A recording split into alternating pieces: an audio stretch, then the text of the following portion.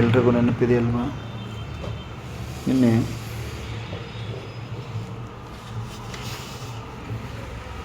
ನೆನಪಿಗೆ ಬರ್ತಾ ಇದೆ ಅಥವಾ ಡೌಟ್ ಬರ್ತಾ ಇದೆ ಯಾರಿಗಾದರೂ? ಗುರುಗಳು ಒಂದು ಕಲ್ಲನ್ನು ನೀರುಗಳಿಗೆ ಎಸಿತಾರೆ, ವೃತ್ತಾಕಾರದ ಅಲೆಗಳು ನಿಧಾನವಾಗಿ ಹರಡ್ತವೆ. ಆವಾಗ ಸಾಹಿತ್ಯ ನೋಡಿದೆ ಅಂತಾರೆ, ಸಾಹಿತ್ಯ ಗುರುದೇವ ಹೌದು ಅಂತಾರೆ. ಒಂದು ಕಲ್ಲು ಒಂದೇ ಜಾಗದಲ್ಲಿ ಬಿದ್ದಿದೆ, ಆದರೆ ಅಲೆಗಳು ಎಷ್ಟು ದೂರ ಹೋದವು ಅನ್ನೋದನ್ನು ಸ್ವಲ್ಪ ಕ್ಷಣ ವಿಚಾರ ಮಾಡ್ತಾರೆ ಮೌನದಲ್ಲಿದ್ದುಕೊಂಡು. ಆಮೇಲೆ ಗುರುಗಳು ಹೇಳ್ತಾರೆ, ನೋಡಮ್ಮ ಸಾಹಿತ್ಯ, ಹೀಗೆ ಒಂದು ಶುದ್ಧ ಸಂಕಲ್ಪ ಒಂದು ಆತ್ಮದಲ್ಲಿ ಹುಡ್ತದೆ, ಆದರೆ ಅದರ ಸ್ಪಂದನ ಅನೇಕ ಆತ್ಮಗಳನ್ನ ತಲುಪ್ತದೆ ಅಂದಾಗ ಆ ರಾತ್ರಿ ನಮ್ಮ ಸಾಹಿತ್ಯ ಅವರು ಏನು ಮಾಡ್ಕೊಳ್ತಾರೆ, ದಿನಚರಿಯಲ್ಲಿ ಬರ್ಕೊಳ್ತಾರೆ. ಏನು ಬರೀತಾರೆ ನೆನಪಿದೆ ಯಾರಿಗಾದರೂ? ಏನು ಬರೀತಾರೆ ಸಾಹಿತ್ಯ?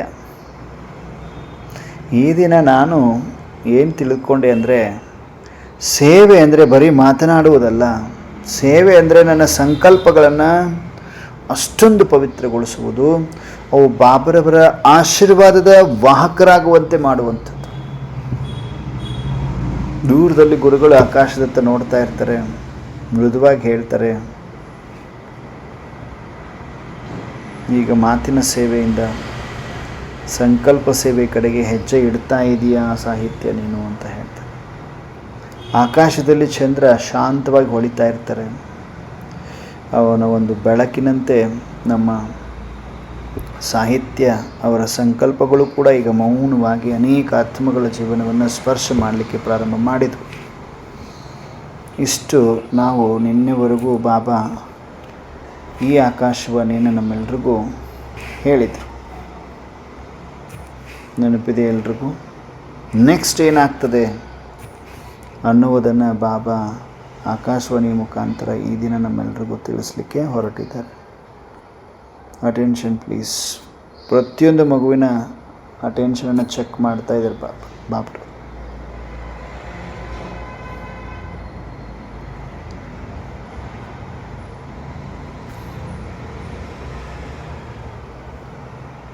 ಪ್ರತಿಯೊಂದು ಮಗುವನ್ನು ನೋಡ್ತಾ ಇದ್ದಾರೆ ಬಾಬಾ. ಯಾವ ಮಗು ಏಕಾಗ್ರತೆಯಿಂದ ಇದ್ದೀರಿ, ಯಾವ್ಯಾವ ಮಗು ಅಂಶ ಮಾತ್ರ ಸಂಶಯ ಇಲ್ಲದೆ ಬಾಬನ ವಾಣಿಗೆ ರಿಲೇಟೆಡ್ ಅಂತ ಕೇಳಿಸ್ಕೊಳ್ತಾ ಇದ್ದೀರಿ, ಯಾವ್ಯಾವ ಮಗುವಿನ ಮನಸ್ಸು ಹಲ್ಚಲಿದೆ, ಎಲ್ಲ ಥರದ ಮಕ್ಕಳನ್ನ ಬಾಬಾ ಚೆಕ್ ಮಾಡ್ತಾ ನೋಡ್ತಾ. ಅಮೃತ ವೇಳೆ, ನೆಕ್ಸ್ಟ್ ಡೇ ಅಮೃತ ವೇಳೆ ಮುಗಿದಿರ್ತದೆ. ಆಶ್ರಮದ ಒಂದು ತೋಟದಲ್ಲಿ ಬೆಳಗಿನ ಒಂದು ಮಂಜಿನ ಹನಿಗಳು ಎಲೆಗಳ ಮೇಲೆ ಮೆನಗುತ್ತಾ ಇರ್ತವೆ. ಇನ್ನು ನಮ್ಮ ಸಾಹಿತ್ಯ ನಿಧಾನವಾಗಿ ನಡೀತಾ ಗುರುಗಳ ಬಳಿಗೆ ಬರ್ತಾರೆ. ಗುರುದೇವ ಅಂತಾರೆ, ಹೇಳು ಸಾಹಿತ್ಯ, ನಿನ್ನೆ ನೀವು ಸಂಕಲ್ಪದ ಸೇವೆಯನ್ನು ತಿಳಿಸಿದ್ರಿ, ಇಂದು ನೀವು ದೃಷ್ಟಿಯ ದಾನ ಅಂತ ಹೇಳಿದಿರಿ. ಕೇವಲ ಒಂದು ದೃಷ್ಟಿಯಿಂದಲೂ ಸೇವೆ ಸಾಧ್ಯನಾ ಗುರುಗಳೇ ಅಂತ ಸಾಹಿತ್ಯ ಕೇಳ್ತಾರೆ. ಗುರುಗಳು ಮಂದಹಾಸದಿಂದ ನಗ್ತಾ, ಸಾಧ್ಯ ಮಾತ್ರವಲ್ಲ, ಅನೇಕ ಬಾರಿ ಮಾತು ತಲುಪದೇ ಇರುವಂತಹ ಸ್ಥಳಕ್ಕೆ ದೃಷ್ಟಿ ತಲುಪ್ತದೆ. ಏನು ಹೇಳ್ರಿ? ಅಟೆನ್ಷನ್ ಇದೆಯಾ ಎಲ್ರಿಗೂ? ಏನು ಹೇಳಿದರು ಗುರುದೇವ? ಏನು ಹೇಳಿದರು ಗುರುದೇವ? ಯಾರು ಕೇಳಿಸ್ಕೊಂಡ್ರಿ? ಯಾರು ಕೇಳಿಸ್ಕೊಂಡ್ರಿ? ಎಲ್ಲರೂ ಕೇಳಿಸ್ಕೊಂಡ್ರಿ? ಮುದ್ದಾದ ಫರಿಸ್ತೆಗಳೇ ಸ್ಪಂದಿಸ್ತಾ ಇದ್ದೀರಿ. Very good. ಬಾಬಾ ನೋಡ್ತಾ ಇದ್ದಾರೆ. ನಿನ್ನೆ ನೀವು ಸಂಕಲ್ಪದ ಸೇವೆಯನ್ನು ತಿಳಿಸಿದ್ರಿ, ಇವತ್ತು ನೀವು ದೃಷ್ಟಿಯ ದಾನ ಅಂತ ಹೇಳಿದ್ರಿ. ಕೇವಲ ಒಂದು ದೃಷ್ಟಿಯಿಂದಲೂ ಸೇವೆ ಸಾಧ್ಯನಾ ಅಂದಾಗ ಗುರುಗಳು ನಗ್ತಾ ಹೇಳ್ತಾರೆ, ಸಾಧ್ಯ ಮಾತ್ರ ಅಲ್ಲ, ಅನೇಕ ಬಾರಿ ಮಾತು ಎಲ್ಲಿಗೆ ತಲುಪುವುದಿಲ್ಲ, ಮಾತು ತಲುಪದ ಸ್ಥಳಕ್ಕೆ ದೃಷ್ಟಿ ತಲುಪ್ತದೆ ಅಂತ ಹೇಳ್ತಾರೆ. ಅಷ್ಟರಲ್ಲಿ ಆ ಆಶ್ರಮಕ್ಕೆ ಒಬ್ಬ ವಯಸ್ಸಾಗಿರುವಂತಹ ಮಹಿಳೆ ಬರ್ತಾರೆ. ಅವ್ರ ಮುಖದಲ್ಲಿ ಸ್ವಲ್ಪ ಆಯಾಸ ಇರ್ತದೆ, ಆದರೆ ಕಣ್ಣುಗಳಲ್ಲಿ ನೋವು ಜಾಸ್ತಿ ಕಾಣಿಸ್ತಾ ಇರ್ತದೆ. ಅವರು ಗುರುಗಳ ಮುಂದೆ ಬಂದು ನಮಸ್ಕಾರ ಮಾಡ್ತಾರೆ. ಗುರುದೇವ, ನನ್ನ ಮಗ ಬಹಳ ವರ್ಷಗಳಿಂದ ನನ್ನೊಂದಿಗೆ ಮಾತನಾಡುವುದೇ ಇಲ್ಲ, ಮಾತನಾಡೋದು ಬಿಟ್ಬಿಟ್ಟಿದೆ ನನ್ನ ಮಗ. ಎಲ್ಲ ಮಾಡಿದೆ, ಆದರೆ ನನ್ನ ಮಗ ನನ್ನ ಜೊತೆ ಮಾತನಾಡುವುದಿಲ್ಲ, ಬಿಟ್ಬಿಟ್ಟಿದ್ದೇನೆ, ಮಾತನ್ನೇ ಬಿಟ್ಬಿಟ್ಟಿದೆ ನನ್ನ ಜೊತೆಗೆ, ಏನು ಮಾಡಲಿ ಗುರುದೇವ ಅಂತಾರೆ. ಯಾರು? ವೃದ್ಧ ಮಹಿಳೆ.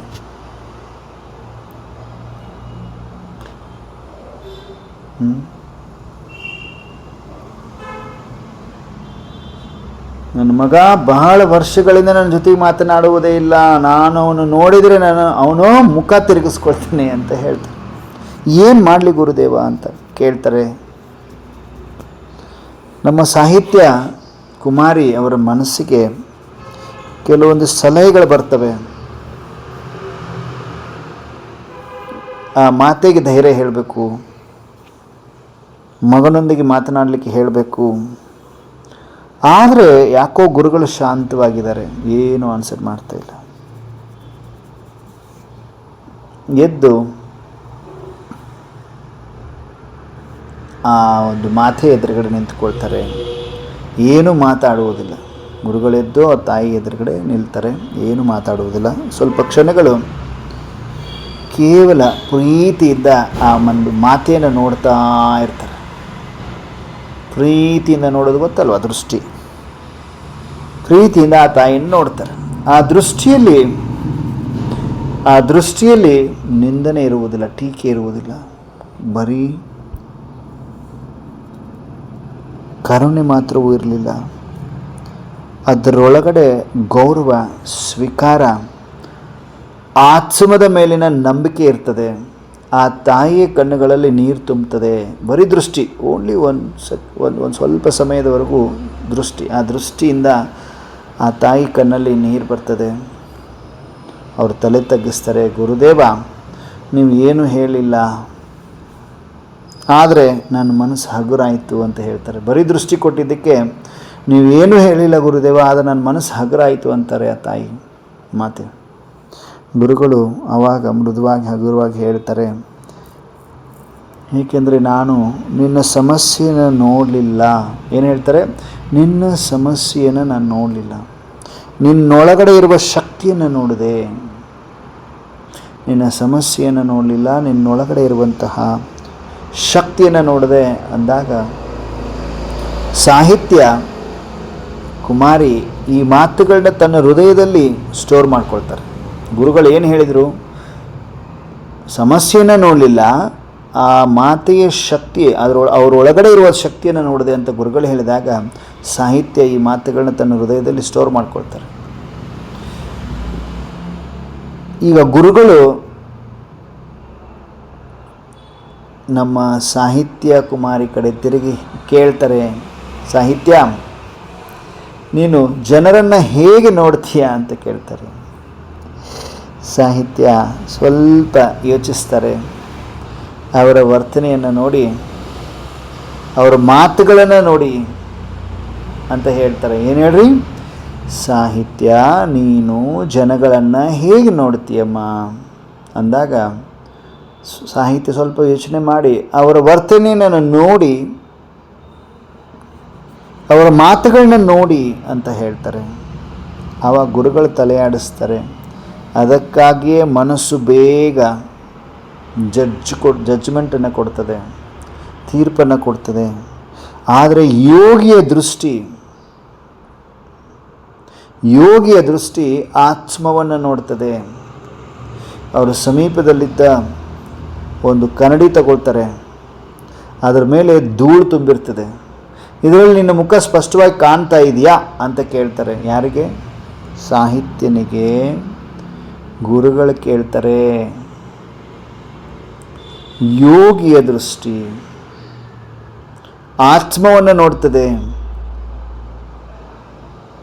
ಅಂತ ಹೇಳ್ತಾ ಅವ್ರ ಸಮೀಪದಲ್ಲಿ ಒಂದು ಕನ್ನಡಿ ಇರ್ತದೆ, ಕನ್ನಡಿ ತೆಗೆದುಕೊಳ್ತಾರೆ. ಅದರ ಮೇಲೆ ಬಹಳ ಧೂಳು ಇರ್ತದೆ. ಇದರಲ್ಲಿ ನಿನ್ನ ಮುಖ ಸ್ಪಷ್ಟವಾಗಿ ಕಾಣ್ತಾ ಇದೆಯಾ, ಚೆಕ್ ಮಾಡ್ಕೋ ಅಂತ ಹೇಳಿದರೆ ಸಾಹಿತ್ಯ ಕುಮಾರಿ, ಇಲ್ಲ ಗುರುದೇವ, ಧೂಳಿದೆ, ಕಾಣಿಸ್ತಾ ಇಲ್ಲ ಮುಖ ಅಂತ. ಗುರುಗಳು ಧೂಳನ್ನು ನಿಧಾನವಾಗಿ ಒರೆಸ್ತಾರೆ. ಈಗ ಕನ್ನಡಿ ಹೊಳಿತಾ ಇದೆ, ಮತ್ತೆ ಸಾಹಿತ್ಯ ಕೈಯಲ್ಲಿ ಆ ಕನ್ನಡಿ ಕೊಡ್ತಾರೆ. ಈಗ ಅಂತ ಹೇಳ್ತಾರೆ. ಈಗ ಹೇಗಿದೆ ಅಂತ. ಈಗ ಸ್ಪಷ್ಟವಾಗಿ ಕಾಣಿಸ್ತಾ ಇದೆ ಗುರುಗಳೇ ಅಂತ ಸಾಹಿತ್ಯ ಕುಮಾರ್ ಹೇಳ್ತಾರೆ. ಹಾಗೆ ಅಹಂಕಾರ, ಕೋಪ, ನಿರೀಕ್ಷೆ ಈ ಹಳೆಯ ನೆನಪುಗಳು ನಮ್ಮ ದೃಷ್ಟಿಯ ಮೇಲಿರುವಂತಹ ಧೂಳು ಅಂತ ಹೇಳ್ತಾರೆ. ಏನು ಹೇಳ್ರಿ? ಅಹಂಕಾರ, ಕೋಪ, ನಿರೀಕ್ಷೆ, ಹಳೆಯ ನೆನಪುಗಳು ನಮ್ಮ ದೃಷ್ಟಿಯ ಮೇಲಿರುವಂತಹ ಧೂಳು. ಅವು ದೂರವಾದಾಗ, ಸರಿದು ಹೋದಾಗ ಪ್ರತಿಯೊಂದು ಆತ್ಮದಲ್ಲೂ ಪರಮಾತ್ಮ ಬೆಳಕು ಕಾಣಲಿಕ್ಕೆ ಆರಂಭವಾಗ್ತದೆ ಎನ್ನುವಂತಹ ಸಂದೇಶವನ್ನು ಹೇಳ್ತಾರೆ ಗುರುಗಳು ನಮ್ಮ ಸಾಹಿತ್ಯ ಕುಮಾರಿಗೆ. ಅರ್ಥ ಆಗ್ತಿದೆಯಾ ಎಲ್ರಿಗೂ? ಪ್ರತಿಯೊಂದು ಆತ್ಮದಲ್ಲೂ ಪರಮಾತ್ಮ ಬೆಳಕು ಕಾಣಲಿಕ್ಕೆ ಶುರು ಆಗ್ತದೆ ಆ ಧೂಳನ್ನು ಒರೆಸಿದಾಗ. ಅಂದರೆ ಧೂಳಂದರೆ ಏನು ಅಂತ ಹೇಳಿದರು ಗುರುಗಳು. ಅಹಂಕಾರ, ಕೋಪ, ನಿರೀಕ್ಷೆ, ಹಳೆಯ ನೆನಪುಗಳು ದೃಷ್ಟಿಯ ಮೇಲಿರುವಂಥ ಧೂಳು. ನಮ್ಮ ದೃಷ್ಟಿಗೆ ಧೂಳು ಹತ್ತಿದೆ ಅಂತ ನಾವು ಯಾರನ್ನೇ ನೋಡಿದರೂ ಧೂಳಿಂದ ನೋಡ್ತಾ ಇದ್ದೀವಿ ಅಂತ. ಆ ಧೂಳು ಕ್ಲೀನ್ ಮಾಡಿರಿ, ಪರಮಾತ್ಮನ ಬೆಳಕು ಕಾಣಲಿಕ್ಕೆ ಶುರು ಆಗ್ತದೆ ಅದರಲ್ಲಿ. ಆ ಧೂಳು ಕ್ಲೀನ್ ಆದಾಗ ಅಂತಾರೆ. ಸಾಯಂಕಾಲದ ವೇಳೆಗೆ ಗುರುಗಳು ಎಲ್ಲ ಶಿಷ್ಯರನ್ನು ಸೇವಾ ಕೇಂದ್ರದ ಹೊರಗಡೆ ಕರ್ಕೊಂಡು ಹೋಗ್ತಾರೆ. ರಸ್ತೆ ಬದಿಯಲ್ಲಿ ಒಬ್ಬ ಚಿಕ್ಕ ಬಾಲಕ ಹೂಗಳನ್ನ ಮಾರ್ತಾ ಇರ್ತಾನೆ, ನಮ್ಮ ಯುವರಾಜನಷ್ಟು. ದಿನವಿಡೀ ಬಿಸಿಲಿನಲ್ಲಿ ನಿಂತಿದ್ದ ಕಾರಣ ಅವನ ಮುಖ ಸ್ವಲ್ಪ ಆಯಾಸಗೊಂಡಿರ್ತದೆ. ಅನೇಕ ಜನರು ಅವನ ಪಕ್ಕದಿಂದ ಹೋಗ್ತಾ ಇರ್ತಾರೆ. ಯಾರೂ ಅವನನ್ನು ಗಮನಿಸ್ತಾ ಇರಲಿಲ್ಲ. ಗುರುಗಳು ಮಾತ್ರ ಅವನ ಬಳಿ ಹೋದರು. ಯಾವುದೇ ಉಪದೇಶ ಮಾಡಲಿಲ್ಲ, ಯಾವುದೇ ಪ್ರಶ್ನೆ ಕೇಳಲಿಲ್ಲ. ಅವರು ಕೇವಲ ಒಂದು ಕ್ಷಣ ಆ ಒಂದು ಆ ಬಾಲಕನ ಕಣ್ಣುಗಳನ್ನ ನೋಡ್ತಾರೆ ಗುರುಗಳು. ಯುವರಾಜನ ಥರ ಇರ್ತಾನೆ ಪುಟಾಣಿ ಬಾಲಕ. ಆ ಹುಡುಗನ ಕಣ್ಣುಗಳನ್ನ ನೋಡ್ತಾರೆ ಗುರುಗಳು. ಆ ದೃಷ್ಟಿಯಲ್ಲಿ ಪ್ರೀತಿ ಇತ್ತು, ಆಶೀರ್ವಾದ ಇತ್ತು. ಮಗುವೇ, ಸದಾ ಖುಷಿಯಾಗಿರು, ಸಂತೋಷವಾಗಿರು ಅಷ್ಟೇ ಹೇಳ್ತಾರೆ ಗುರುಗಳು. ಮಗು, ಸದಾ ಸಂತೋಷವಾಗಿರು, ಖುಷಿಯಾಗಿರು ಅಂತ ಅಷ್ಟೇ ಹೇಳ್ತಾರೆ. ಬಾಲಕನ ಮುಖದಲ್ಲಿ ಅನಿರೀಕ್ಷಿತ ನಗು ಮೂಡಿ ಬರ್ತದೆ. ಧನ್ಯವಾದಗಳು ತಾತ, ಧನ್ಯವಾದಗಳು ತಾತ ಅಂತ ಹೇಳ್ತದೆ. ಅದು ಸಂತೋಷದಿಂದ ಆನ್ಸರ್ ಮಾಡ್ತದೆ. ವಾಪಸ್ ಅಲ್ಲಿಂದ ಬರುವಾಗ ನಮ್ಮ ಸಾಹಿತ್ಯ ಕುಮಾರಿ ಕೇಳ್ತಾರೆ, ಗುರುದೇವ, ಅವನು ಯಾಕೆ ಅಷ್ಟು ಸಂತೋಷಪಟ್ಟ? ಬಹಳ ಆಯಾಸಪಟ್ಟಂಗೆ ಕಾಣಿಸ್ತಾ ಇದ್ದ ಹುಡುಗ, ಯಾಕೆ ಅಷ್ಟು ಸಂತೋಷಪಟ್ಟ ಅಂದಾಗ ಗುರುಗಳು ಉತ್ತರಿಸ್ತಾರೆ, ಬಹುಶಃ ಈ ದಿನ ಮೊದಲ ಬಾರಿಗೆ ಯಾರೋ ಅವನಲ್ಲಿ ವ್ಯಾಪಾರಿಯನ್ನ ಅಲ್ಲ, ಒಂದು ಅಮೂಲ್ಯ ಆತ್ಮವನ್ನು ನೋಡಿದರು. ಸೂಕ್ಷ್ಮವಾಗಿದೆ, ಅರ್ಥ ಮಾಡಿಕೊಡ್ರಿ. ಯಾಕೆ ಅವನು ಅಷ್ಟು ಸಂತೋಷಪಟ್ಟ ಅಂದಾಗ ಗುರುಗಳೇನು ಆನ್ಸರ್ ಮಾಡ್ತಾರೆ, ಬಹುಶಃ ಈ ದಿನ ಮೊದಲ ಬಾರಿಗೆ ಯಾರೋ ಅವನಲ್ಲಿ ವ್ಯಾಪಾರಿಯನ್ನ ಅಲ್ಲ, ಒಂದು ಅಮೂಲ್ಯ ಆತ್ಮವನ್ನು ನೋಡಿದರು ಅಂತ ಹೇಳ್ತಾರೆ. ಆ ರಾತ್ರಿ ನಮ್ಮ ಸಾಹಿತ್ಯ ಕುಮಾರಿ ತಮ್ಮ ದಿನಚರಿಯಲ್ಲಿ ಹೇಗೆ ಬರೀತಾರೆ ಅಂದರೆ, ದೃಷ್ಟಿ ಅಂದರೆ ಕಣ್ಣುಗಳಿಂದ ನೋಡುವುದಲ್ಲ. ಏನು ಬರ್ಕೊಳ್ತಾರೆ ನೋಡಿ, ಡೈರಿಯಲ್ಲಿ ಏನೇನು ಬರ್ಕೊಳ್ತಾ ಇದ್ದಾರೆ, ಯಾರು ನೋಟ್ ಮಾಡ್ಕೊಳ್ತಿದ್ರಿ? ನಮ್ಮ ಸಾಹಿತ್ಯವರು ಎವ್ರಿ ಡೇ ಏನಾದರೂ ಅನುಭವ ಆದಮೇಲೆ ಡೈರಿಯಲ್ಲಿ ಬರ್ಕೊಳ್ತಾ ಇದ್ದಾರೆ. ಎಷ್ಟು ಬರ್ಕೊಂಡಿರ್ಬೇಕೀಗ? ಒಂದು 5-6 ಎಪಿಸೋಡ್. ದೃಷ್ಟಿ ಅಂದರೆ ಕಣ್ಣುಗಳಿಂದ ನೋಡುವುದಲ್ಲ, ಹೃದಯದಿಂದ ಆತ್ಮವನ್ನು ಗುರುತಿಸುವುದು. ದೃಷ್ಟಿ ಅಂದರೆ ಕಣ್ಣುಗಳಿಂದ ನೋಡುವುದು ಅಲ್ಲ, ಹೃದಯದಿಂದ ಆತ್ಮವನ್ನು ಗುರುತಿಸುವುದು. ದೃಷ್ಟಿ ಅಂದರೆ ಕಣ್ಣುಗಳಿಂದ ನೋಡುವುದಲ್ಲ, ಹೃದಯದಿಂದ ಆತ್ಮವನ್ನು ಗುರುತಿಸುವುದು. ನನ್ನ ದೃಷ್ಟಿ ಬದಲಾಗಿದರೆ ನನ್ನ ಜಗತ್ತೇ ಬದಲಾಗ್ತದೆ. ಏನು? ನನ್ನ ದೃಷ್ಟಿ ಬದಲಾವಣೆ ಆದರೆ ಜಗತ್ತೇ ಬದಲಾಗ್ತದೆ. ನನ್ನ ದೃಷ್ಟಿಕೋನ ಸರಿ ಇಲ್ಲ ಅಂದರೆ ಜಗತ್ತು ಸರಿ ಇಲ್ಲ. ದೂರದಲ್ಲಿ ಗುರುಗಳು ನಕ್ಷತ್ರಗಳನ್ನ ನೋಡ್ತಾ ನೋಡ್ತಾ ಮೃದುವಾಗಿ ಹೇಳ್ತಾರೆ, ಸಂಕಲ್ಪವು ಮೌನದ ಭಾಷೆ, ದೃಷ್ಟಿಯು ಪ್ರೀತಿಯ ಭಾಷೆ. ಏನು ಹೇಳ್ತಾರೆ? ಸಂಕಲ್ಪವು ಮೌನದ ಭಾಷೆ, ದೃಷ್ಟಿಯು ಪ್ರೀತಿಯ ಭಾಷೆ. ಇವೆರಡೂ ಒಂದಾದಾಗ ಬಾಬರವರ ಸೇವೆ ಸ್ವಯಂ ನಡೆಯಲು ಆರಂಭವಾಗ್ತದೆ. ಸಂಕಲ್ಪ ಮೌನದ ಭಾಷೆ, ದೃಷ್ಟಿ ಪ್ರೀತಿಯ ಭಾಷೆ, ಇವೆರಡೂ ಒಂದಾದಾಗ ಬಾಬರವರ ಸೇವೆ ಸ್ವಯಂ ನಡೆಯಲು ಆರಂಭವಾಗ್ತದೆ. ಆಕಾಶದ ಅನಂತ ನಿಶ್ಶಬ್ದದಲ್ಲಿ ಚಂದ್ರನು ಮತ್ತೊಮ್ಮೆ ಮಂದಹಾಸ ಮಾಡ್ತಾ ಇದ್ದ. ಆವಾಗ ನಮ್ಮ ಸಾಹಿತ್ಯ ಕುಮಾರಿಯ ಹೃದಯದಲ್ಲೂ ಕೂಡ ಒಂದು ಹೊಸ ಬೆಳಕು ಮೂಡುತ್ತದೆ. ಜನರನ್ನು ಬದಲಾಯಿಸುವ ಪ್ರಯತ್ನವಿಲ್ಲ. ಅವರೊಳಗಡೆ ಇರುವಂತಹ ದೈವಿಕತೆಯನ್ನು ನೋಡುವ ದೃಷ್ಟಿಯೇ ನಿಜವಾದ ದಾನ. ಜನರನ್ನು ಬದಲಾಯಿಸುವ ಪ್ರಯತ್ನವಲ್ಲ, ಅವರೊಳಗಡೆ ಇರುವಂತಹ ದೈವಿಕತೆಯನ್ನು ನೋಡುವ ದೃಷ್ಟಿಯೇ ನಿಜವಾದ ದಾನ. ನಿಜವಾದ ದಾನ. ಹೇಗೆ ಕೂತ್ಕೊಂಡಿದ್ದೀರಿ? ಎಲ್ಲರೂ ಹೇಗೆ ಕೂತ್ಕೊಂಡಿದ್ದೀರಿ? ಮುಖದಲ್ಲಿ ಲಾಲಿ ಇದೆಯಾ? ಉಮ್ಮಂಗ್ ಉತ್ಸಾಹ ಇದೆಯಾ? ಬಾಬಾ ಏನಿದು ಕತೆ ಮೇಲೆ ಕತೆ ಹೇಳಿಸ್ತಾ ಇದ್ದೀರಪ್ಪಾಜಿ? ಇಷ್ಟು ದೊಡ್ಡದಿದೆಯಾ ಬಾಬಾ ಮುರಳಿ?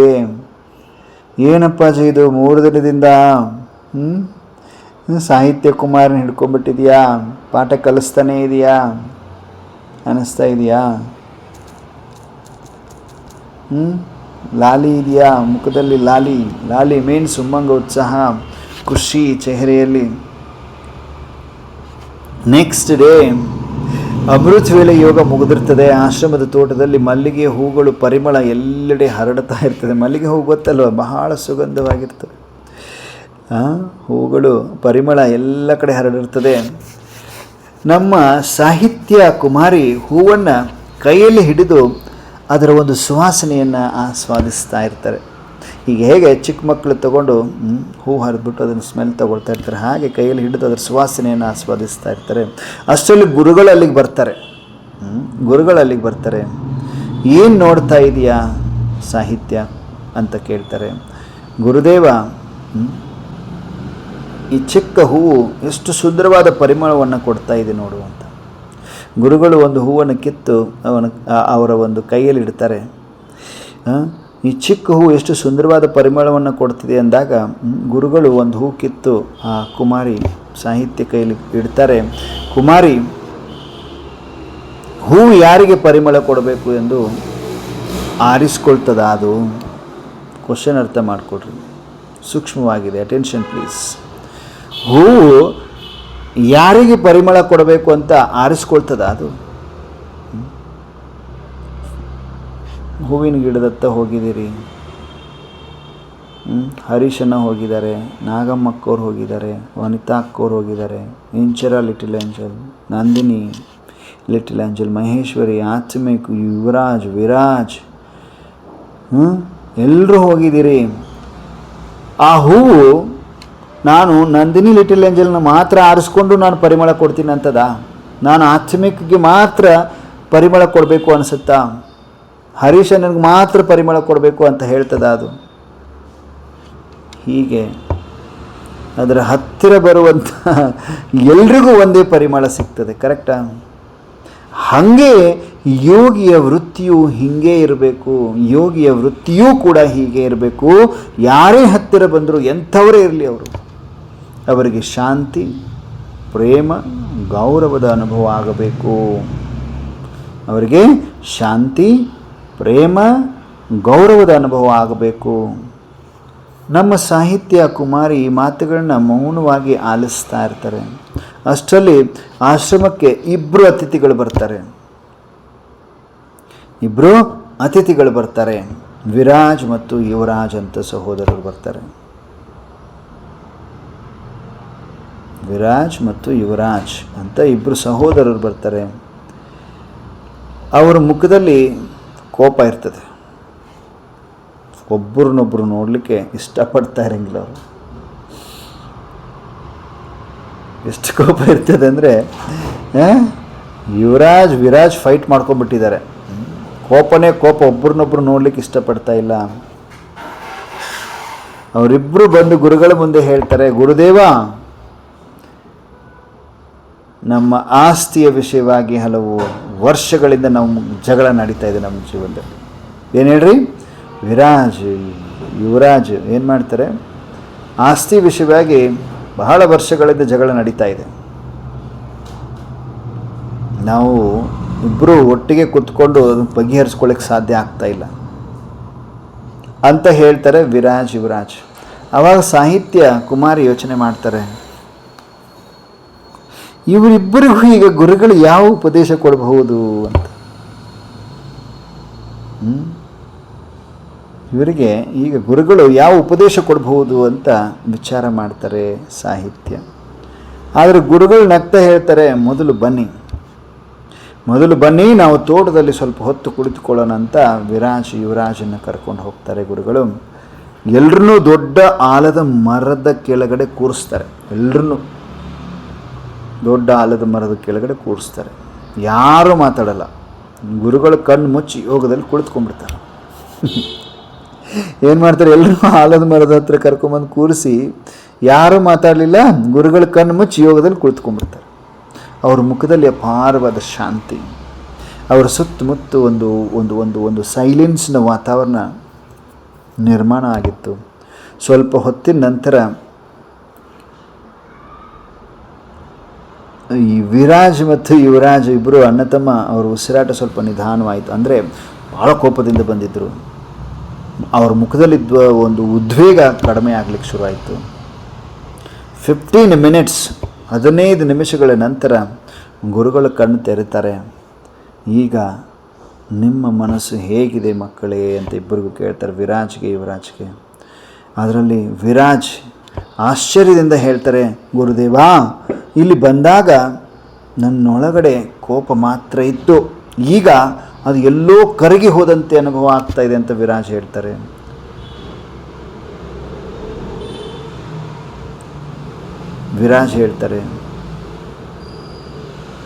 ಯುವರಾಜ್ ನಿಧಾನವಾಗಿ ಹೇಳ್ತಾರೆ, ಬಹುಶಃ ಬಹಳ ವರ್ಷಗಳ ನಂತರ ನಾನು ನನ್ನ ಅಣ್ಣನನ್ನು ಶತ್ರುವನ್ನಾಗಿ ನೋಡಲಿಲ್ಲ ಈ ದಿನ ನಾನು. ಯುವರಾಜ್ ಏನು ಹೇಳ್ತಾರೆ, ನಮ್ಮ ವಿರಾಜ ಅಣ್ಣ ಅವನ ಶತ್ರುವನ್ನಾಗಿ ಇವತ್ತು ನೋಡಲಿಲ್ಲ ನಾನು. ನಮ್ಮ ಸಾಹಿತ್ಯ ಕುಮಾರಿ ಬೆರಗಾಗ್ಬಿಡ್ತಾರೆ, ಏನಪ್ಪ ಇಷ್ಟೊಂದು ಚೇಂಜಸ್ಸು 15 ಮಿನಿಟ್ಸಲ್ಲಿ. ಗುರುದೇವ, ನೀವು ಅವ್ರಿಗೆ ಏನನ್ನೂ ಹೇಳಿಲ್ಲ ಅಂತಂದಾಗ ಗುರುಗಳು ನಗ್ತಾರೆ. ಸಾಹಿತ್ಯ ಮಾತುಗಳು ಮನಸ್ಸನ್ನು ಸ್ಪರ್ಶಿಸ್ತವೆ, ಆದರೆ ವೃತ್ತಿ ವಾತಾವರಣವನ್ನು ಸ್ಪರ್ಶ ಮಾಡ್ತವೆ. Attention please. ಮಾತುಗಳು ಮನಸ್ಸನ್ನು ಸ್ಪರ್ಶ ಮಾಡ್ತವೆ, ಆದರೆ ವೃತ್ತಿ ವಾತಾವರಣವನ್ನು ಸ್ಪರ್ಶ ಮಾಡ್ತವೆ. ಅವರು ಮಲ್ಲಿಗೆಯ ಒಂದು ಗಿಡದ ಕಡೆ ತೋರಿಸ್ತಾರೆ. ಈ ಹೂವು ತನ್ನ ಪರಿಮಳವನ್ನು ಗಾಳಿಯಲ್ಲಿ ಬೆರೆಸ್ತದೆ. ಆ ಗಾಳಿಯನ್ನು ಉಸಿರಾಡುವ ಪ್ರತಿಯೊಬ್ಬರೂ ಅದರ ಸುಗಂಧವನ್ನು ಅನುಭವಿಸ್ತಾರೆ. ಅದೇ ರೀತಿ ಒಬ್ಬ ಯೋಗಿಯ ವೃತ್ತಿ ಸುತ್ತಮುತ್ತಲಿನ ವಾತಾವರಣವನ್ನು ಬದಲಾಯಿಸ್ತದೆ. ಹೋಗ್ತಾ ಇದೆ ಬುದ್ಧಿಯಲ್ಲಿ? ಎಲ್ರಿಗೂ ಬುದ್ಧಿಯಲ್ಲಿ ಹೋಗ್ತಾ ಇದೆಯಾ? ಏಕಾಗ್ರಚಿತ್ತ ಸಹನಶೀಲತಾ ಮೂರ್ತಿಗಳೇ, ಪರಮಾತ್ಮ ಸಮೀಪದ ರತ್ನಗಳೇ, ನಿರಂತರ ತಪಸ್ವಿ ಮೂರ್ತಿಗಳೇ, ನಿರಹಂಕಾರಿ ಮಕ್ಕಳೇ, ಪರಮಾತ್ಮ ಹೃದಯ ಸಿಂಹಾಸನ ಅಧಿಕಾರಿ ಮಕ್ಕಳೇ, ಜ್ಞಾನೀತು ಆತ್ಮರೇ, ಬುದ್ಧಿ ಲೈನ್ ಕ್ಲಿಯರ್ ಇರುವಂತಹ ಶ್ರೇಷ್ಠಾತಿ ಶ್ರೇಷ್ಠ ಪರಮಾತ್ಮ ಗಾಡ್ಲಿ ಗೋಲ್ಡನ್ ಸ್ಟೂಡೆಂಟ್ಸ್ ಅಲ್ವಾ? ಹೋಗ್ತಾ ಇದೆ ತಾನೆ? ಗಾಳಿಯನ್ನು ಉಸಿರಾಡುವ ಪ್ರತಿಯೊಬ್ಬರೂ ಆ ಹೂವಿನ ಸುಗಂಧವನ್ನು ಅನುಭವಿಸ್ತಾರೆ. ಹಾಗೇನೆ ಒಬ್ಬ ಯೋಗಿಯ ವೃತ್ತಿ ಆ ಸುತ್ತಮುತ್ತಲಿನ ವಾತಾವರಣವನ್ನೇ ಬದಲಾಯಿಸ್ತದೆ ಅಂತ ಹೇಳ್ತಾರೆ. ಅಷ್ಟರಲ್ಲಿ ಆಶ್ರಮದ ಆ ಅಡುಗೆ ಮನೆಯಿಂದ ಒಬ್ಬ ಯಂಗ್ ಸೇವಾದಾರಿ ಓಡ್ತಾ ಬರ್ತಾನೆ. ಬಹಳ ಗಾಬರಿಯಾಗಿರ್ತಾನೆ. ಅಡುಗೆ ಮನೆಯಿಂದ ಓಡಿ ಬರ್ತಾನೆ, ಗಾಬರಿ ಆಗ್ತಾನೆ, ಗುರುದೇವ ಅಂತ. ಏನಾಯ್ತಪ್ಪ ಅಂದರೆ, ಈ ದಿನ ಅಡುಗೆಯಲ್ಲಿ ತಪ್ಪಾಗ್ಬಿಟ್ಟಿದೆ.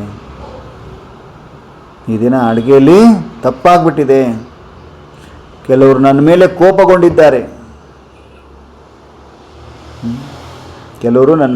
ಕೋಪಗೊಂಡಿದ್ದಾರೆ. ಬಹಳ ಸಿಟ್ಟು ಮಾಡ್ತಿದ್ದಾರೆ ಎಲ್ಲರೂ ಅಡುಗೆ ಮನೆಯಲ್ಲಿ.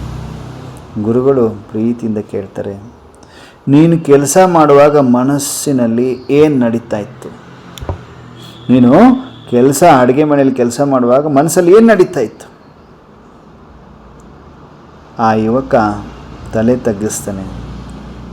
ನಾನು ಬೇಗ ಮುಗಿಸ್ಬೇಕು, ಯಾರಾದರೂ ನನ್ನನ್ನು ಹೊಗಳಬೇಕು ಅನ್ನುವಂತಹ ಚಿಂತೆಯಲ್ಲಿದ್ದೆ. ಬೇಗ ಮುಗಿಸ್ಬೇಕು, ಎಷ್ಟು ಬೇಗ ಮುಗಿಸಿದ್ನಲ್ಲ ಅಂತ ನನ್ನ ಯಾರಾದರೂ ಹೊಗಳಬೇಕು ಅನ್ನುವಂತಹ ಚಿಂತೆಯಲ್ಲಿದ್ದೆ ಅಂತಕ್ಕೆ ಹೇಳ್ತಾನೆ ಆ ಯುವಕ. ಗುರುಗಳು ಹೇಳ್ತಾರೆ, ಅದಕ್ಕಾಗಿಯೇ ಆಹಾರದಲ್ಲಿ ಶ್ರಮವಿತ್ತು, ಆದರೆ ಶಾಂತಿ ಇರಲಿಲ್ಲ. ಹಾಗಾಗಿ ಆಹಾರದಲ್ಲಿ ಶ್ರಮ ಇತ್ತು, ಆದರೆ ಶಾಂತಿ ಇರಲಿಲ್ಲ. ಸೇವೆ ಕೈಗಳಿಂದ ಆಗುವುದಿಲ್ಲ ಮಗನೇ, ಮೊದಲು ವೃತ್ತಿಯಿಂದ ಆಗ್ತದೆ ಅಂತ ಹೇಳ್ತಾರೆ. ಸೇವೆ ಕೈಗಳಿಂದ ಆಗುವುದಲ್ಲ, ಮೊದಲು ವೃತ್ತಿಯಿಂದ ಆಗ್ತದೆ. ಆ ದಿನ ಸಂಜೆ ಗುರುಗಳು ಎಲ್ಲ ಶಿಷ್ಯರನ್ನ ಒಂದು ಟೆಸ್ಟ್ ತಗೊಳ್ಳಿಕ್ಕೆ, ಪ್ರಯೋಗ ಮಾಡಲಿಕ್ಕೆ ಎಲ್ಲರನ್ನೂ ವೆಲ್ಕಮ್ ಮಾಡ್ತಾರೆ. ನಾಳೆ ಬೆಳಗ್ಗೆಯವರೆಗೂ ಯಾರನ್ನೂ ಟೀಕಿಸಬಾರ್ದು. ಟೆಸ್ಟ್ ಇದು. ನಾಳೆ ಬೆಳಗ್ಗೆವರೆಗೂ ಯಾರನ್ನೂ ನಿಂದಿಸಬಾರ್ದು, ಕ್ರಿಟಿಸೈಸ್ ಮಾಡುವ ಹಾಗಿಲ್ಲ. ಅವ್ರು ಹೀಗೆ ಇವ್ರು ಹಾಗೆ ಅಂತ. ಮನಸ್ಸಿನಲ್ಲಿಯೂ ಅಲ್ಲ, ಯಾರನ್ನು ನೋಡಿದರೂ ಈ ಆತ್ಮ ಪವಿತ್ರವಾಗಿದೆ, ಈ ಆತ್ಮ ಬಾಬರವರ ಪ್ರಿಯಾತಿ ಪ್ರಿಯ ಮಗು ಅನ್ನುವಂತಹ ವೃತ್ತಿಯನ್ನೇ ಉಳಿಸಿಕೊಳ್ಳಬೇಕು ಅಂತ ಟಾಸ್ಕ್ ಕೊಡ್ತಾರೆ, ಪ್ರಯೋಗ ಕೊಡ್ತಾರೆ, ಪ್ರಾಕ್ಟಿಕಲ್ ಟೆಸ್ಟ್ ಕೊಡ್ತಾರೆ. ಅರ್ಥ ಆಗ್ತಿದೆ ಎಲ್ರಿಗೂ? ನಾಳೆ ಬೆಳಗ್ಗೆಯವರೆಗೆ ಯಾರನ್ನು ನಿಂದಿಸುವ ಹಾಗಿಲ್ಲ, ಟೀಕೆ ಮಾಡುವ ಹಾಗಿಲ್ಲ, ಮನಸ್ಸಿನಲ್ಲಿಯೂ ಅಲ್ಲ.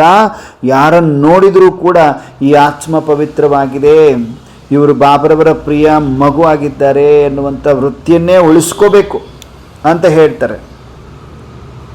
ಮರುದಿನ ನೆಕ್ಸ್ಟ್ ಡೇ ಆಶ್ರಮದಲ್ಲಿ ಏನೋ ಒಂದು ಬದಲಾವಣೆ ಆಗಿತ್ತು. ಜನರ ಮಾತುಗಳು ಅದೇ ಇದ್ವು, ಕೆಲಸಗಳು ಅದೇ ಇದ್ವು, ಆದರೆ ವಾತಾವರಣ ಬಹಳ ವಿಭಿನ್ನವಾಗಿತ್ತು. ಎಲ್ಲರ ಮುಖದಲ್ಲಿ ಸಹಜವಾದ ನಗು ಇತ್ತು, ಸೇವೆಯಲ್ಲೂ ಕೂಡ ಹಗುರತೆ ಇತ್ತು. ನಮ್ಮ ಸಾಹಿತ್ಯ ಕುಮಾರಿ ಆಶ್ಚರ್ಯದಿಂದ ಕೇಳ್ತಾರೆ, ಗುರುದೇವ ಆಶ್ರಮವೇ ಬದಲಾಗ್ಬಿಟ್ಟಿದೆಯೇನು? ಗುರುದೇವ ಆಶ್ರಮವೇ ಬದಲಾಗ್ಬಿಟ್ಟಿದೆಯೇನು?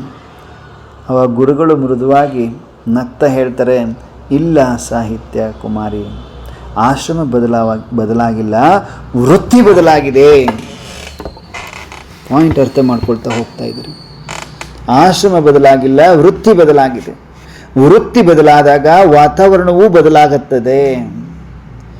ಆ ದಿನ ರಾತ್ರಿ ನಮ್ಮ ಸಾಹಿತ್ಯ ಕುಮಾರಿ ಮತ್ತೆ ದಿನಚರಿಯಲ್ಲಿ ಹೇಗೆ ಬರೀತಾರೆ, ಈ ದಿನ ನಾನೇನು ಅರಿತುಕೊಂಡೆ ಅಂದರೆ, ನನ್ನ ಸುತ್ತಮುತ್ತಲಿನ ಜಗತ್ತು ನನ್ನ ಮಾತುಗಳಿಂದಲ್ಲ, ನನ್ನ ಸುತ್ತಮುತ್ತಲಿನ ಜಗತ್ತು ನನ್ನ ಮಾತುಗಳಿಂದಲ್ಲ, ನನ್ನ ವೃತ್ತಿಯಿಂದ ರೂಪುಗೊಳ್ತದೆ. ನಾನು ಶಾಂತಿಯಾಗಿದ್ದರೆ ನನ್ನ ಸುತ್ತಲೂ ಶಾಂತಿಯ ಪರಿಮಳ ಹರಡುತ್ತದೆ. ನೋಡಿ ಹೇಗೆ ಬರ್ಕೊಳ್ತಾರೆ ಅವರು. ಎವ್ರಿ ಒಂದು ಲೆಸನ್ ಏನೆಲ್ಲ ಕಲಿತಾ ಇದ್ದಾರೆ ಅದನ್ನೆಲ್ಲ ಡೈರಿಯಲ್ಲಿ ಬರಿತಾ ಇದ್ದಾರೆ. ಸಾಹಿತ್ಯ ಕುಮಾರಿ, ಶ್ರೇಷ್ಠ ಕುಮಾರಿ ಒಂದೊಂದು ಪಾಯಿಂಟನ್ನು ಬರೆದಿಟ್ಕೊಳ್ತಾ ಇದ್ದಾರೆ ಡೈರಿನಲ್ಲಿ, ಕಲಿತಾ ಇದ್ದಾರೆ ಲರ್ನಿಂಗ್ಸ್. ಈ ದಿನ ನಾನು ಏನು ಅರಿತುಕೊಂಡೆ ಅಂದರೆ, ನನ್ನ ಸುತ್ತಮುತ್ತಲಿನ ಜಗತ್ತು ನನ್ನ ಮಾತುಗಳಿಂದ ಅಲ್ಲ, ನನ್ನ ವೃತ್ತಿಯಿಂದ ರೂಪುಗೊಳ್ತದೆ. ನಾನು ಶಾಂತಿಯಾಗಿದ್ದರೆ ನನ್ನ ಸುತ್ತಲೂ ಶಾಂತಿಯ ಪರಿಮಳ ಹರಡುತ್ತದೆ. ದೂರದಲ್ಲಿ ಗುರುಗಳು ಆ ಮಲ್ಲಿಗೆ ಹೂವನ್ನು ಕೈಯಲ್ಲಿ ಹಿಡಿದು ಮೃದುವಾಗಿ ಹೇಳ್ತಾರೆ, ಸಂಕಲ್ಪವು ಬೀಜ, ಸಂಕಲ್ಪವು ಬೀಜ. ಅಟೆನ್ಷನ್ ಪ್ಲೀಸ್, ಬರ್ಕೊಳ್ಳೋರಿದ್ರೆ ಬರ್ಕೊಳ್ಳಿ. ಸಂಕಲ್ಪವು ಬೀಜ, ದೃಷ್ಟಿಯು ನೀರು. ಸಂಕಲ್ಪವು ಬೀಜ, ದೃಷ್ಟಿಯು ನೀರು, ವೃತ್ತಿಯು ಅದರ ಪರಿಮಳ. ಸಂಕಲ್ಪವು ಬೀಜ, ದೃಷ್ಟಿಯು ನೀರು, ವೃತ್ತಿಯು ಅದರ ಪರಿಮಳ. ಸಂಕಲ್ಪವು ಬೀಜ, ದೃಷ್ಟಿಯು ನೀರು, ವೃತ್ತಿಯು ಅದರ ಪರಿಮಳ. ಈ ಮೂರು ಒಂದಾದಾಗ ಪರಮಾತ್ಮ ಸೇವೆ ಸಹಜವಾಗಿ ಇಡೀ ವಿಶ್ವವನ್ನು ತಲುಪುತ್ತದೆ. ಆಕಾಶದಿಂದ ಬೀಸಿದ ತಂಗಾಳಿ ಮಲ್ಲಿಗೆಯ ಪರಿಮಳವನ್ನು ಆಶ್ರಮದ ಮೂಲೆ ಮೂಲೆಗೂ ಹರಡಿಸ್ತಾ ಇರ್ತದೆ. ಆವಾಗ ಸಾಹಿತ್ಯ ಕುಮಾರಿಯ ಹೃದಯದಲ್ಲೂ ಈಗ ಒಂದು ಹೊಸ ಅರಿವು ಅರಳಿದೆ. ಪವಿತ್ರ ವೃತ್ತಿಯೇ ಕಾಣದ ಸೇವೆಯ ಸುಗಂಧ. ಏನು? ಪವಿತ್ರವಾದ ವೃತ್ತಿಯೇ ಕಾಣದ ಸೇವೆಯ ಸುಗಂಧ ಅಂತ. ವಂಡರ್ಫುಲ್ ಅಲ್ವಾ? ಏನೇನು ಕಲಿತಾ ಇದ್ದಾರೆ ನೋಡಿ ನಮ್ಮ ಸಾಹಿತ್ಯ. ಅರ್ಥ ಮಾಡ್ಕೊಳ್ತಾ ಇದ್ದಾರೆ ಎಲ್ಲರೂ. ವೃತ್ತಿಯ ಪರಿಮಳ ಹೇಗೆ ಹರಡುತ್ತದೆ ಅನ್ನೋದು, ವೃತ್ತಿ ಅನ್ನೋದು ಎಷ್ಟು ಇಂಪಾರ್ಟೆಂಟ್ ಅನ್ನೋದು ನಮ್ಮೆಲ್ರಿಗೂ ಪರಮಾತ್ಮ ಹೇಳ್ಕೊಡ್ತಾ ಇದ್ದಾರೆ ಆಕಾಶವಾಣಿ ಮುಖಾಂತರ. ಅಟೆನ್ಷನ್ ಪ್ಲೀಸ್, ಅಟೆನ್ಷನ್ ಎಲ್ರಿಗೂ ಇದೆ. ಏಕಾಗ್ರ ಚಿತ್ತರು, ಏಕರಸ ಸ್ಥಿತಿಯಲ್ಲಿದ್ದೀರಿ. ಬಾಬಾ ನೋಡ್ತಾ ಇದ್ದಾರೆ ಯಾವ್ಯಾವ ಮಗು ದೃಷ್ಟಿಕೋನ ಹೇಗಿದೆ ಆಕಾಶವಾಣಿಯ ಬಗ್ಗೆ, ನೆಗೆಟಿವ್ ಇದೆಯಾ, ಸಕಾರಾತ್ಮಕವಾಗಿದೆಯಾ, ನಕಾರಾತ್ಮಕವಾಗಿದೆಯಾ? ದೃಷ್ಟಿಕೋನ ಬಾಬಾ ಚೆಕ್ ಮಾಡ್ತಾ ಇದ್ದಾರೆ. ಪರಮಾತ್ಮನ ಮುರುಳಿಗೆ ರಿಲೇಟೆಡ್ ಅನ್ನಿಸ್ತಾ ಇದೆಯಾ? ಅನ್ನಿಸ್ತಾ ಇದೆಯಾ? ಎಲ್ರಿಗೂ ಅನ್ನಿಸ್ತಾ ಇದೆಯಾ? ಬಾಬಾ ನೋಡ್ತಾ ಇದ್ದಾರೆ ಎಲ್ಲ ಮಕ್ಕಳನ್ನು.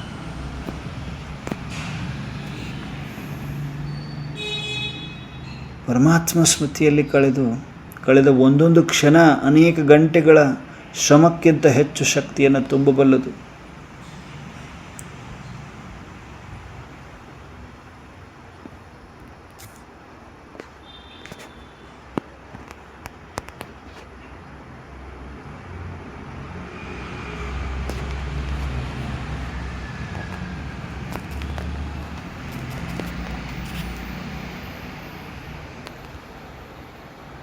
ಪ್ರತಿಯೊಂದು ಮಗುವನ್ನು ನೋಡ್ತಾ ಇದ್ದಾರೆ ಪಾಪ ಈ ಸಮಯದಲ್ಲಿ.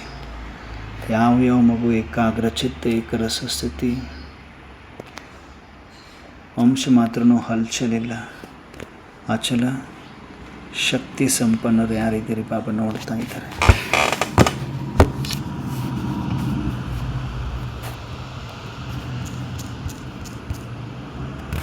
ಬಾಬಾ ನೋಡ್ತಾ ಇದ್ದಾರೆ.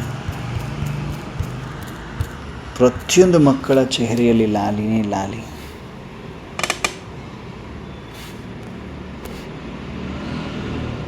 ಬಾಬಾ ಒಂದೊಂದು ಮಗುವನ್ನು ಏಕ್ದಮ್ ಸಮೀಪದಲ್ಲಿ ಕರೀತಾ ಇದ್ದಾರೆ. ಏಕ್ದಮ್ ಸಮೀಪದಲ್ಲಿ ಕರೀತಾ ಇದ್ದಾರೆ. ಬಾಬಾ ನಾವೆಲ್ಲ ಮಕ್ಕಳಿಗೆ ವಿಶೇಷ ತಾಕತ್ತು ಭರಿತ ದೃಷ್ಟಿ ಕೊಡ್ತಾ ಇದ್ದಾರೆ. ಯಾಕಂದರೆ ಏಕಾಗ್ರತೆ, ಏಕರಸ ಸ್ಥಿತಿ, ಏಕಾಂತತೆ ವೃತ್ತಿಯ ಪರಿಮಳ ವಾಯುಮಂಡಲವನ್ನು ಬದಲಾಯಿಸಬಲ್ಲದು. ಹಾಗಾದರೆ ಪವಿತ್ರ ವೃತ್ತಿಯೇ ಕಾಣದ ಸೇವೆಯ ಸುಗಂಧ ಅಂತ ಹೇಳಿಬಿಟ್ರು. ನಮ್ಮ ವೃತ್ತಿ ಪವಿತ್ರವಾಗಿದ್ದರೆ ಕಾಣದೇ ಇರುವಂತಹ ಸುಗಂಧ ಅನ್ನುವಂಥದ್ದನ್ನು ಪರಮಾತ್ಮ ನಾವೆಲ್ಲ ಮಕ್ಕಳಿಗೆ ಲಾಸ್ಟ್ ಮಿನಿಟಲ್ಲಿ ಹೇಳ್ತಾ ಇದ್ದಾರೆ. ಇನ್ನೂ ಮುಂದುವರಿಯಲಿದೆ ಆಕಾಶವಾಣಿ. ಬಾಬಾ ನೋಡ್ತಾ ಇದ್ದಾರೆ, ಮಕ್ಕಳ ಅಟೆನ್ಷನನ್ನು ಚೆಕ್ ಮಾಡ್ತಾ ಇದ್ದಾರೆ. ಲಾಸ್ಟ್ ಮಿನಿಟ್ವರೆಗೂ ಯಾವ್ಯಾವ ಮಗು ಏಕಾಗ್ರ ಚಿತ್ತದಿಂದಿದ್ದೀರಿ, ಏಕರಸ ಸ್ಥಿತಿಯಲ್ಲಿ ಆ ಲಾಲಿ ಕಂಟಿನ್ಯೂಸ್ ಆಗಿ ಅದೇ ಲಾಲಿ ಇದೆಯಾ? ಸ್ಟೂಡೆಂಟ್ಸ್ ಹೇಗೆ ಇಂಪಾರ್ಟೆಂಟ್ ಕಥೆಗಳನ್ನು, ಇಂಪಾರ್ಟೆಂಟ್ ನಾಲೆಜನ್ನು ತಿಳ್ಕೊಳ್ಳುವಾಗ ಮುಖದಲ್ಲಿ ಲಾಲಿ ಬರ್ತದೆ, ಅವ್ರಿಗೆ ಅರ್ಥ ಆಗುವಾಗ ಒಂದು ಲಾಲಿ ಬರ್ತದೆ. ಆ ಲಾಲಿ ನಮ್ಮ ಚೆಹರೆಯಲ್ಲಿ ಇದೆಯಾ? ಚೆಕ್ ಮಾಡಿಕೊಡ್ರಿ. ಬಾಬಾ ನೋಡ್ತಾ ಇದ್ದಾರೆ. ಹಾಗಾಗಿ ಬಾಬಾ ನೋಡ್ತಾ ಇದ್ದಾರೆ. ಪವಿತ್ರ ವೃತ್ತಿಯೇ ಕಾಣದ ಸೇವೆಯ ಸುಗಂಧ.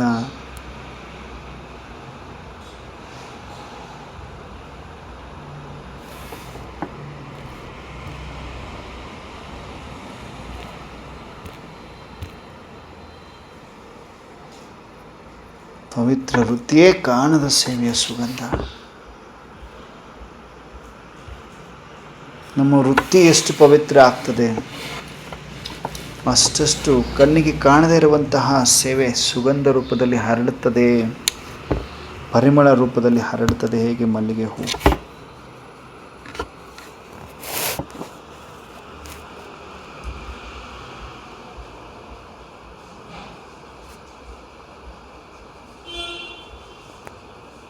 ಹೃದಯ ಸಿಂಹಾಸನ.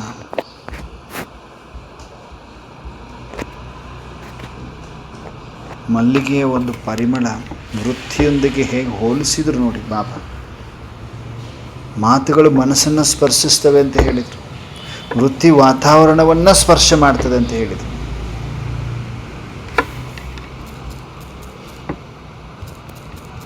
ನಿಜವಾದ ಒಂದು ಜ್ಞಾನಿತ್ವ ಆತ್ಮಗಳಾಗಿದ್ದರೆ ಬಾಬಾ ಏನು ಹೇಳ್ತಾರೆ ಅನ್ನೋದನ್ನು ಅರ್ಥ ಮಾಡ್ಕೊಳ್ತೀವಿ ನಾವು.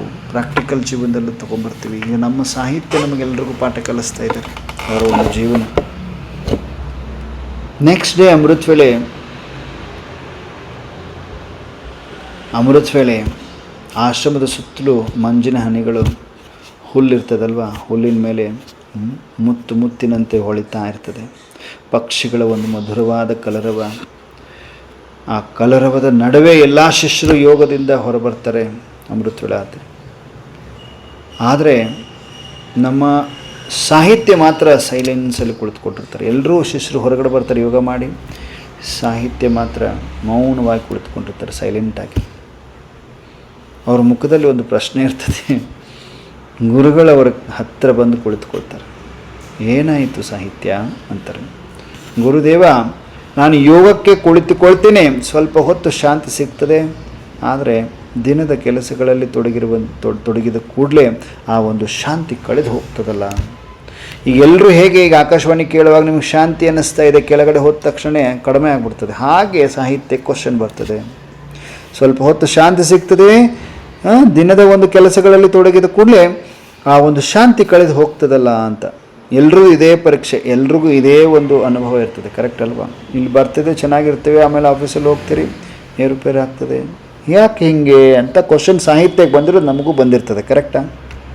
ಸಾಹಿತ್ಯ ಅನುಭವಿ ಮೂರ್ತಿ ಆಗ್ತಾ ಇದ್ದಾರೆ ಈಗ. ಬಾಬರವರ ಸ್ಮೃತಿ ಯಾಕೆ ಇಡೀ ದಿನ ಉಳ್ಕೊಳ್ಳೋದಿಲ್ಲ ಅಂತ ಗುರುಗಳನ್ನ ಕೇಳಿದಾಗ ಗುರುಗಳು ಬಹಳ ಸೌಮ್ಯವಾಗಿ ನಗ್ತಾರೆ. ಸಾಹಿತ್ಯ ಸ್ಮೃತಿ ಕೇವಲ ಯೋಗದ ಸಮಯಕ್ಕೆ ಮಾತ್ರ ಅಲ್ಲ. ಅಂಡರ್ಲೈನ್ ಮಾಡ್ಕೋಬೇಕು ನಾವು ಇದನ್ನು. ಸ್ಮೃತಿ ಕೇವಲ ಯೋಗದ ಸಮಯಕ್ಕೆ ಮಾತ್ರ ಅಲ್ಲ, ಅದು ಬದುಕುವ ಒಂದು ವಿಧಾನ.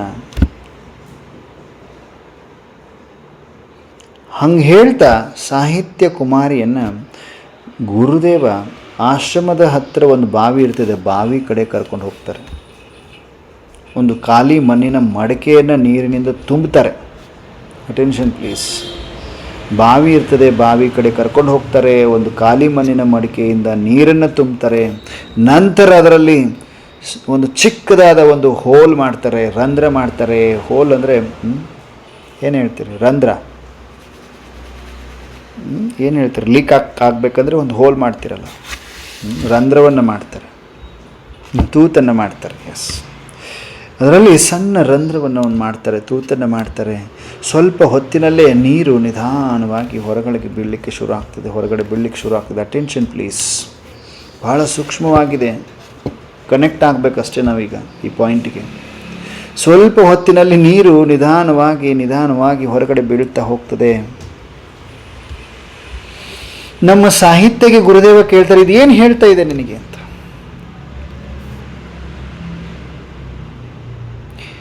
ಗುರುದೇವ ಸಾಹಿತ್ಯ ಕೇಳ್ತಾರೆ, ಇದೇನು ಅನಿಸ್ತದೆ ನನಗೆ? ತುಂಬಿರುವಂತಹ ಮಡಿಕೆಯೂ ಕೂಡ ಅದೊಂದು ತೂತನ್ನು ಹೊಂದಿದರೆ, ರಂಧ್ರವನ್ನು ಹೊಂದಿದರೆ ಖಾಲಿ ಆಗ್ತದೆ. Attention please. ಪಾಯಿಂಟ್ ಕನೆಕ್ಟ್ ಮಾಡ್ಕೊಳ್ಳಿ. ಪಾಯಿಂಟ್ ಕನೆಕ್ಟ್ ಮಾಡ್ಕೊಳ್ತಾ ಇದ್ದೀರಾ? ತುಂಬಿದ ಕೊಡ ಅಥವಾ ಮಡಿಕೆ, ಅದರಲ್ಲಿ ಒಂದು ಚಿಕ್ಕದಾದ ರಂಧ್ರ ಇದ್ದರೆ, ತೂತಿದ್ರೆ, ಹೋಲಿದ್ರೆ ಖಾಲಿ ಆಗ್ತದೆ. ಹಾಗೆ ಅಮೃತ ವೇಳೆಯಲ್ಲಿ ಪಡೆದಿರುವಂತಹ ಶಕ್ತಿಯೂ ಕೂಡ ಈ ದಿನವಿಡೀ ವ್ಯರ್ಥವಾದ ಚಿಂತನೆ, ಕ್ರೋಧ, ಅಹಂಕಾರ ಮತ್ತು ಚಿಂತೆಯಿಂದ ನಿಧಾನವಾಗಿ ಹೊರ ಹೋಗ್ತದೆ, ಲೀಕ್ ಆಗ್ತದೆ. ಸಾಹಿತ್ಯಗೆ ಆಶ್ಚರ್ಯ ಆಗ್ಬಿಡ್ತು. ಆಲೋಚನೆಯಲ್ಲಿ ಮುಳುಗಿಬಿಟ್ರು ಸಾಹಿತ್ಯ. ಅಷ್ಟರಲ್ಲಿ ಆಶ್ರಮದ ಒಬ್ಬ ವೃದ್ಧ ಸೇವಾದಾರಿ, ಏಜ್ಡ್ ಸೇವಾದಾರಿ ಇರ್ತಾರೆ. ಅವ್ರು ಬರ್ತಾರೆ. ಅವ್ರ ಮುಖದಲ್ಲಿ ಆ್ಯಸ್ ಯೂಶ್ವಲ್ ಎವ್ರಿ ಡೇ ಹೇಗೆ ಎಂದಿನಂತೆ ಪ್ರಶಾಂತ ನಗು ಇರ್ತದೆ. ಅವರು ಕೆಲಸ ಮಾಡ್ತಾಯಿದ್ರು, ಆದರೆ ಅವರ ಒಂದು ತುಟಿಗಳಲ್ಲಿ ನಿಧಾನವಾಗಿ ಒಂದೇ ಒಂದು ಪದ ಮರುಕಳಿಸ್ತಾ ಇತ್ತು. ಬಾಬಾ ಬಾಬಾ ಬಾಬಾ ಬಾಬಾ ಬಾಬಾ ಬಾಬಾ. ನಮ್ಮ ಸಾಹಿತ್ಯ ಕುಮಾರಿ ಆ ಒಂದು ವಯಸ್ಸಾಗಿರುವಂತಹ ಸೇವಾಧಾರಿಯನ್ನು ಆಶ್ಚರ್ಯದಿಂದ ಕೇಳ್ತಾರೆ, ತಾತ ನೀವು ದಿನವಿಡೀ ಹೀಗೆ ನೆನಪಿಸಿಕೊಳ್ತೀರಾ ಅಂತ ತಾತನಿಗೆ ಕ್ವಶನ್ ಮಾಡ್ತಾರೆ ನಮ್ಮ ಸಾಹಿತ್ಯ ಕುಮಾರಿ. ಆವಾಗ ಆ ಒಂದು ವಯಸ್ಸಾಗಿರುವಂತಹ ಸೇವಾದಾರಿ ತಾತ ನಗ್ತಾರೆ. ನಾನು ನೆನಪಿಸಿಕೊಳ್ಳುವುದಿಲ್ಲ ಮಗಳೇ, ನನ್ನ ಹೃದಯವೇ ನೆನಪಿಸಿಕೊಳ್ತದೆ. ನೋಡಿ ಹೇಗಿದೆ, ನಾನು ನೆನಪಿಸಿಕೊಳ್ಳುವುದಿಲ್ಲ ಮಗಳೇ, ನನ್ನ ಹೃದಯವೇ ನೆನಪಿಸಿಕೊಳ್ತದಮ್ಮ. ಗುರುಗಳು ಹೇಳ್ತಾರೆ, ಇದೇ ಸ್ಮೃತಿಯ ಯೋಗ. ನೋಡಮ್ಮ, ಇದೇ ಸ್ಮೃತಿಯ ಯೋಗ.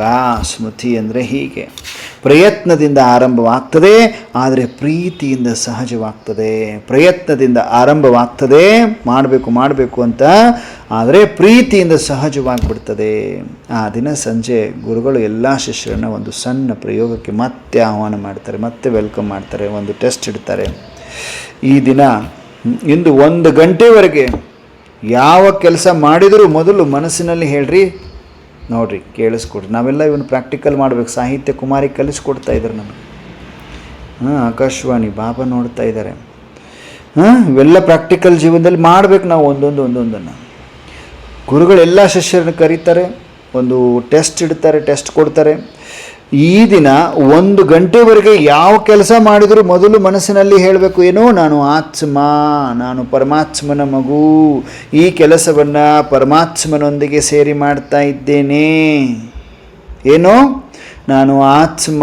ಏನೇ ಕೆಲಸ ಮಾಡಬೇಕಂದ್ರೂ ಕೂಡ 1 ಗಂಟೆವರೆಗೂ ಕೂಡ ಮನಸ್ಸಿನಲ್ಲಿ ಹೇಳಬೇಕು, ನಾನು ಆತ್ಮ, ನಾನು ಬಾಬರವರ ಮಗು, ಪರಮಾತ್ಮನ ಮಗು, ಈ ಕೆಲಸವನ್ನು ಬಾಬರವರೊಂದಿಗೆ ಸೇರಿ ಮಾಡ್ತಾ ಇದ್ದೇನೆ ಅಂತ ಹೇಳಿ ನಂತರ ಕೆಲಸವನ್ನು ಆರಂಭ ಮಾಡಿ ಅಂತ ಗುರುದೇವ ಹೇಳ್ತಾರೆ. ಎಲ್ಲರೂ ತಮ್ಮ ತಮ್ಮ ಸೇವೆಗೆ ಹೋಗ್ತಾರೆ. ಯಾರೋ ಅಡುಗೆ ಮಾಡ್ತಾಯಿದ್ರು, ಯಾರೋ ತೋಟದಲ್ಲಿ ಕೆಲಸ ಮಾಡ್ತಾಯಿದ್ರು, ಯಾರೋ ಆಶ್ರಮವನ್ನು ಸ್ವಚ್ಛಗೊಳಿಸ್ತಾ ಇದ್ರು, ಕ್ಲೀನ್ ಮಾಡ್ತಾಯಿದ್ರು. 1 ಗಂಟೆಯ ನಂತರ ಎಲ್ಲರೂ ಮತ್ತೆ ಸೇರ್ತಾರೆ. ಆ 1 ಗಂಟೆಗಳ ಟೆಸ್ಟ್ ಆದಮೇಲೆ ಎಲ್ಲರೂ ಮತ್ತೆ ಸೇರ್ತಾರೆ. ಗುರುಗಳು ಕೇಳ್ತಾರೆ, ಏನು ಅನುಭವ ಆಯಿತು ನಿಮಗೆ ಅಂತ. ಅದರಲ್ಲಿ ಒಬ್ಬ ಶಿಷ್ಯ ಹೇಳ್ತಾರೆ, ಕೆಲಸ ಅದೇ ಇತ್ತು, ಆದರೆ ಆಯಾಸ ಕಡಿಮೆ ಆಯಿತು. ಒಬ್ಬ ಶಿಷ್ಯ, ಕೆಲಸ ಏನಿದೆ ಅದೇ ಇತ್ತು, ಆದರೆ ಆಯಾಸ ಆಗಲಿಲ್ಲ, ಸುಸ್ತಾಗಲಿಲ್ಲ. ಇನ್ನೊಬ್ಬ ಹೇಳ್ತಾರೆ, ನನ್ನ ಮನಸ್ಸು ಅನಗತ್ಯ ಚಿಂತನೆಗಳಿಗೆ ಹೋಗಲಿಲ್ಲ ಗುರುದೇವ, ಅನಗತ್ಯ ಚಿಂತೆಗಳಿಗೆ ಹೋಗಲಿಲ್ಲ ಗುರುದೇವ. ನಮ್ಮ ಸಾಹಿತ್ಯ ಕುಮಾರಿಯ ಕಣ್ಣಲ್ಲಿ ಸಂತೋಷ ಹೊಳಿತಾ ಇದೆ.